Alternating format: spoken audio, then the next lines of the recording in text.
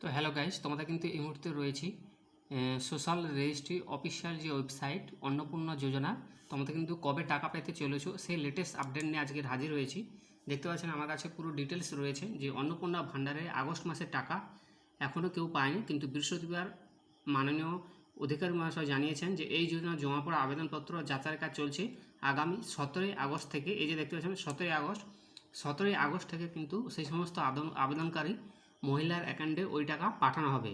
ঠিক আছে, মহিলার অ্যাকাউন্টে টাকা পাঠানো হবে এবং সেই সঙ্গে বলেছে আবেদনকারী মহিলাদের অ্যাকাউন্টে ওই টাকা পাঠানো হবে, তবে সকলে ওই টাকা পাবে না। আবারও ভালো করে শুনবেন, 17ই আগস্ট থেকে আবেদনকারী মহিলাদের ওই অ্যাকাউন্টে টাকা পাঠানো হবে, তবে সকলে এখনও ওই টাকা পাবে না। তিনি জানিয়েছেন যে 10ই জুলাই পর্যন্ত যে সমস্ত মহিলা অন্নপূর্ণার ভাণ্ডারে আবেদন করেছেন, অর্থাৎ আগে 10ই জুলাই পর্যন্ত সেই নথি যাচাই প্রক্রিয়া যাদের আবেদনপত্র কোনো ত্রুটি পাওয়া যায়নি, মানে কোনো ভুল পাওয়া যায়নি, তারাই কেবল 17ই আগস্ট টাকা পাবে। তো এটাই ছিল লেটেস্ট আপডেট অন্নপূর্ণা যোজনা।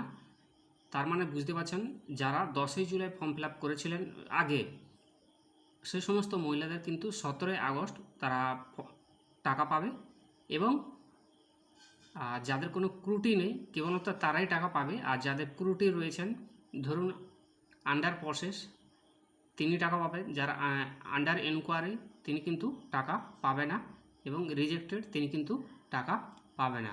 ঠিক আছে, সেই সঙ্গে বলেছেন যে 10ই জুলাই পর্যন্ত যে সমস্ত মহিলা অন্নপূর্ণা ভাণ্ডারে আবেদন করেছেন যাচাই প্রক্রিয়া এবং যাদের আবেদনপত্রে কোনোরূপ ত্রুটি পাওয়া যায়নি, মানে কোনো ভুল পাওয়া যায়নি, এই কথাটা ভালো দেখে দেখুন, ত্রুটি পাওয়া যায়নি, তারাই কিন্তু 17ই আগস্ট টাকা পাবে।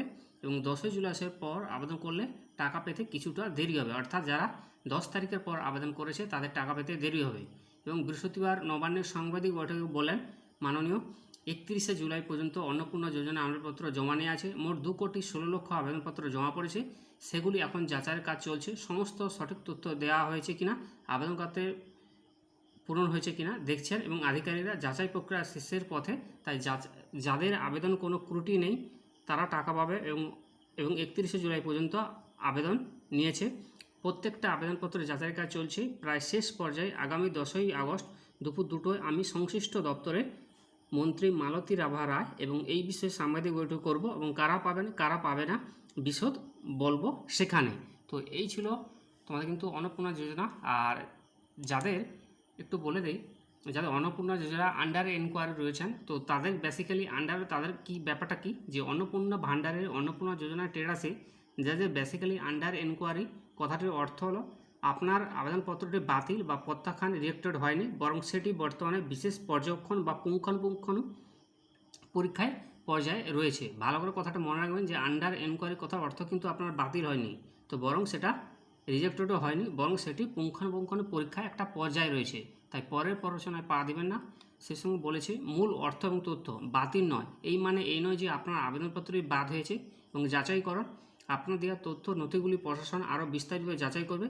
পরবর্তী পদক্ষেপ, যাচাই প্রক্রিয়া সফলভাবে সম্পন্ন হলে আপনার স্ট্যাটাস আপডেট করা হবে এবং আপনি প্রকল্পের সুবিধা পাওয়ার যোগ্য হিসাবে 3,000 টাকা করে পাবে। ঠিক আছে, আর অপরদিকে আরেকটু বলে দিই, যাদের ডিবিটি লিঙ্কের প্রবলেম রয়েছেন, অবশ্যই তোমরা কিন্তু নিকটবর্তী ব্যাংকের শাখায় অথবা তোমরা সরকারি যে অফিসিয়াল ওয়েবসাইট রয়েছে, এই যে এনপিসিআই, এই এনপিসিআই অফিসিয়াল ওয়েবসাইটে তোমরা কিন্তু মোবাইলে নিজের ডিবিটি লিঙ্কটি করে নেবেন।